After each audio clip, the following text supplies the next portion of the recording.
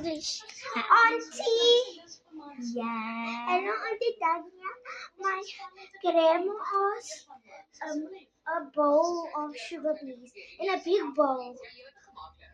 Hello, we said 50 rand. I gave your mommy to buy sugar. No, my grandma. And food.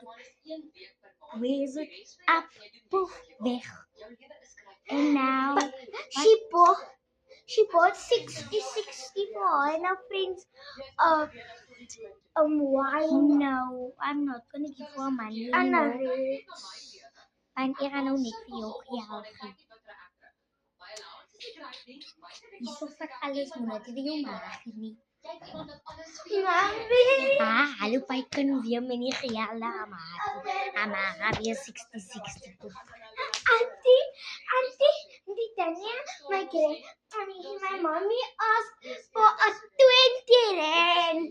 Where's your money? So come on for your mouth. I gave it to my mommy. She said that's too little. 50 rand. It's too little for her. Nou, het is too little. Kom, dit is my laaste 10 rand hierso. Die 20 rand.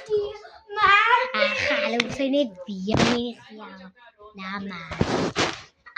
Auntie Tanya, my grandma, my mommy, my grandma asked for a 150 rand. Oh, kom, ek het niks nie. Ek hoop kyk. Auntie Tanya and my mommy and my grandma. And my mommy and my grandma says you very fit. My mommy and my grandma say you and your family is very fit. Hoezo maar ek moet vir julle geld gee?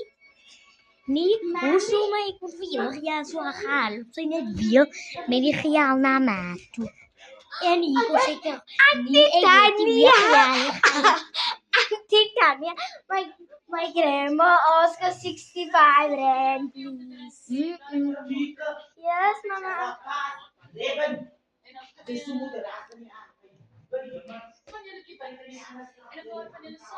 Okay, Mama, I'm not gonna bring the money.